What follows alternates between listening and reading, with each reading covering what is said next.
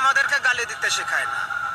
আপনি সারা বিশ্ব ঘুরে আমাকে 5টা ভিডিও দেখাতে পারবেন না যেখানে বাইবেল কোনো মুসলিম বাইবেল পুড়িয়ে দিয়েছে।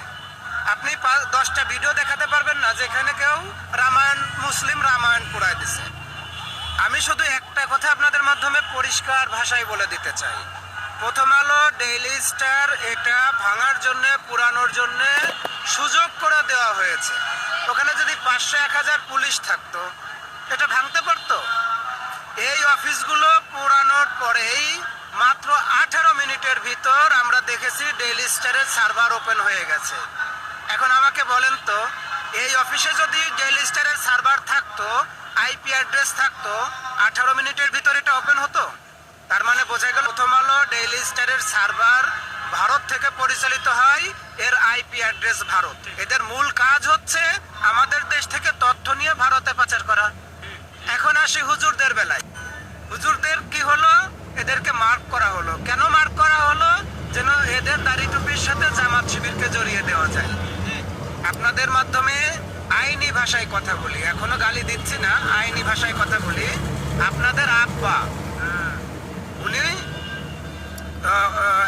1974 সালে একটা আইন করেছিল, বিশেষ ক্ষমতা আইন।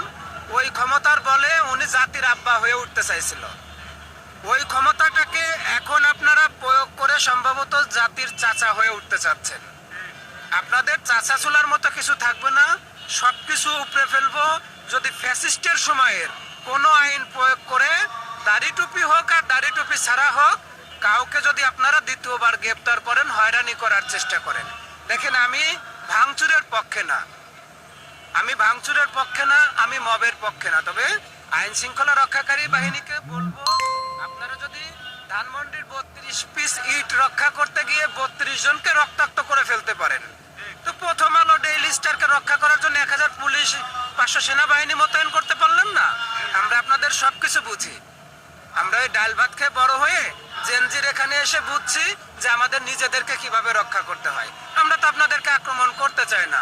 আপনারা কি করলেন? মাহমুদুর রহমান স্যার উনি সরকারকে বারবার রিকোয়েস্ট করেছে যে আমাকে একটা গাড়ির ব্যবস্থা করে দেন, অনেক রাত হয়ে গেছে, আমাকে একটা গাড়ির ব্যবস্থা করে দেন।